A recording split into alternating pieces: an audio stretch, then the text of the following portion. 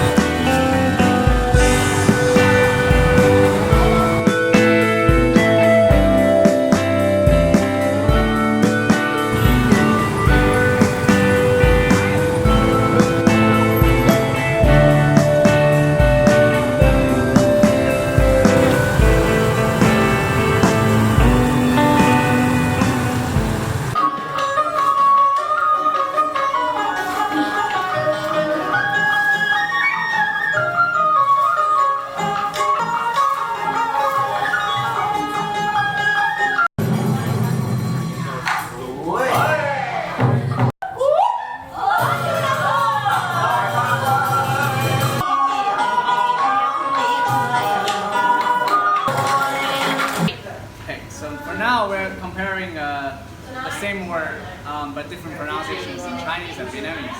So for science we say 科学 in Mandarin. 花好 in Vietnamese. And education 教育 giáo dục. and politics 政治 Chính trị. and history 历史 Lịch sử. and last one 和平 which means peace. Hòa bình. So you see the similar? Yeah. Actually it's the same pronunciation and also the same meaning. Yes. So my friend bought this Vietnamese pizza thing for me.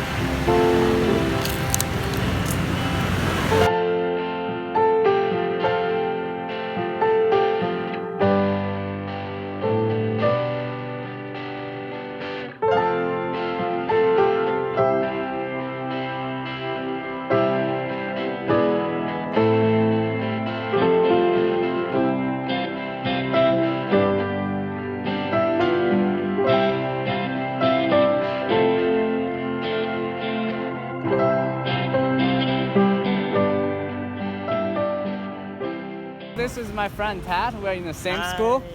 And yeah, today he will be my tour guide. Okay.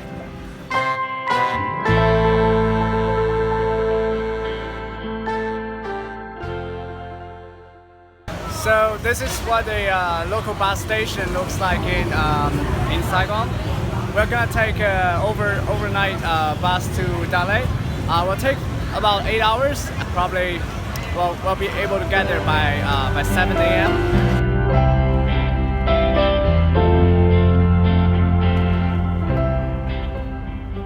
So I just arrived in this small town called Dalet from Saigon. It's very different from Ho Chi Minh City because it's a small city, but still very touristy.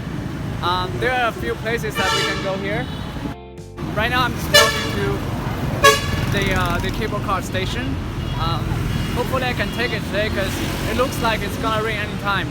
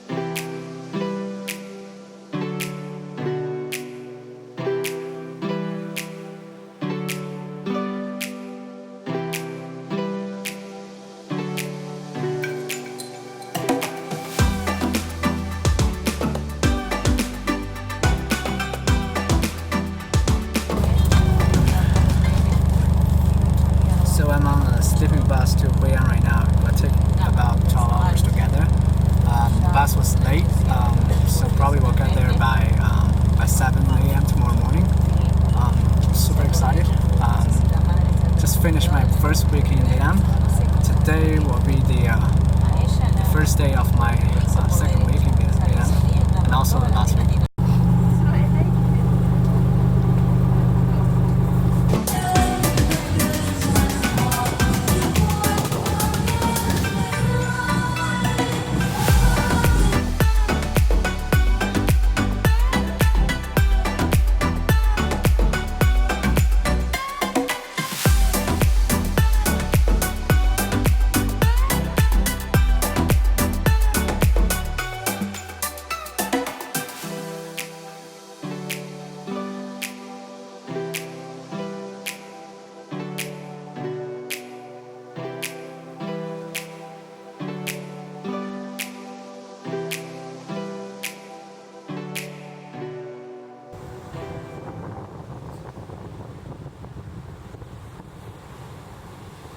In today's video, I would like to talk about my experience in Vietnam so far.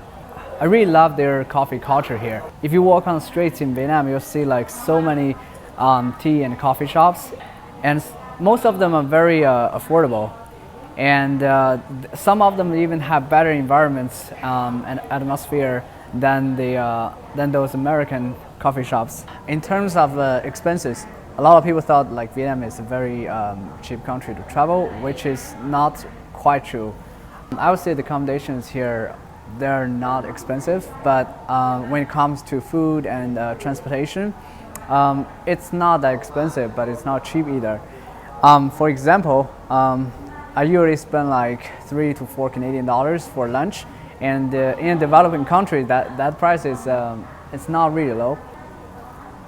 What happens is in some like super touristy cities and towns like Hue An, where there are more like Westerners than local people, you might be overcharged easily for everything.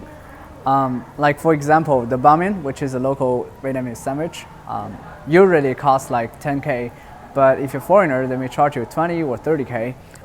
Still, it's not that much, but it's about ethics and principle. So it's the same thing when you take a local bus. A lot of hotels, they won't let you know that there's actually a local bus service from, say, like from Hue An to Da Nang, and they will arrange a private bus service for you, which costs like $7 for like an hour ride, and that's quite expensive, honestly.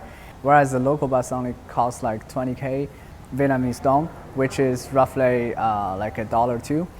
But because you're a foreigner, they might charge you like double or triple. It happened to everyone, literally. And a lot of people actually, including me, did some research online before we took the bus. So we knew this trick. So when the lady was trying to overcharge us, we just didn't pay her any extra. Well, this kind of thing can happen to any country, not just in Vietnam, but also like in China and also other countries who are getting more and more touristy. It's not a really good thing, but you really can't get rid of this kind of things. And the traffic here is really crazy. If it's your first time in Southeast Asia, you'll get really amazed. There's just literally like no rules. You can cross the street whenever you feel you're ready. There are traffic lights, but a lot of people just don't follow rules. In the beginning, I wanted to rent a motorbike. You don't really need a license, but driving here can be quite risky. So the first time I tried a motorcycle was actually in Dalat. It's a small town where the traffic was less crazy. I think overall it's safe, and a lot of people even bought a motorbike to travel around in Southeast Asia countries like Thailand, Vietnam.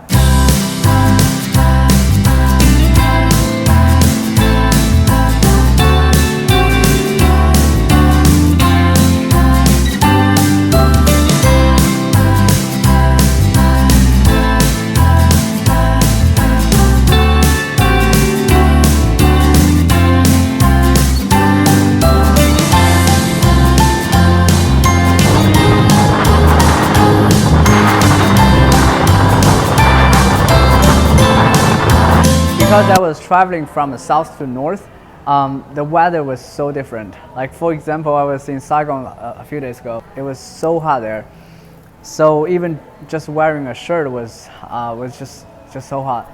But when I moved to the north, like the city where I'm in right now, it's chilly and super windy and raining. It's raining like all the time, and I have to cancel a bunch of plans, unfortunately. But that's one good thing about like living here. That is, I have a peace of mind because it's relatively cheap. So I don't have to worry about like spending a bunch more money every day, even I'm not doing anything. Like here, because I don't really pay much every day, I can just do whatever I want. Like, say today I want to go to the Hyven Pass, which is a very beautiful and touristy place, but because of weather I couldn't go. But that's okay, because I don't lose anything. I can just come to this cafe and read a book. And I would say most people I met here are super nice, including people I met at the beginning of my trip. Everyone was trying to help me. Another thing I want to talk about is the food here. A lot of people thought like Vietnamese food is super good. Kind of better here. Yeah. Inside there they have like rice ball.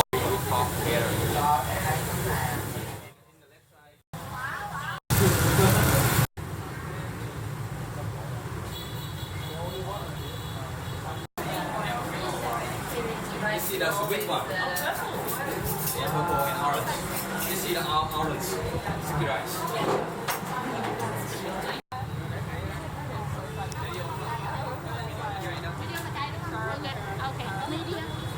So actually having Bamming at this very sketchy looking place. Medium, right? Yeah. It's one of the most famous places in Ho Chi Minh.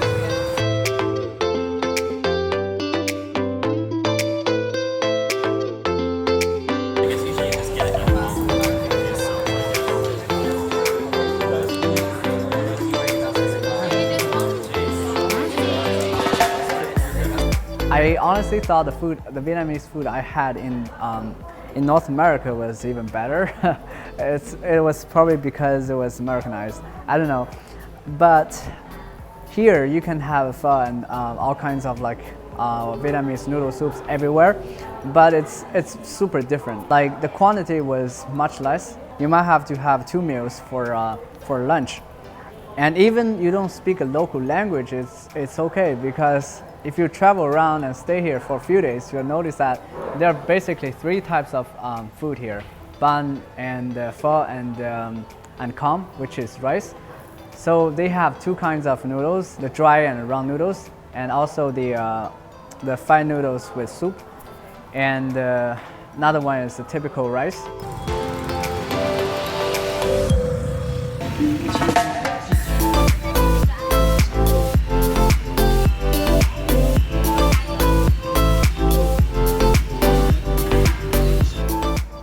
And the fun fact to know is a lot of South Vietnamese actually have never been to the north of Vietnam.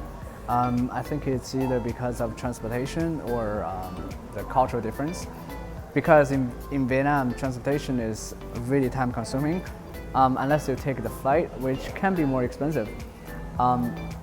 So for example, taking a train from Hanoi to Saigon, which is Ho Chi Minh City, it will probably take like 18 hours or more. But if you take a flight, it's probably like 2 hours. But again, it's more expensive.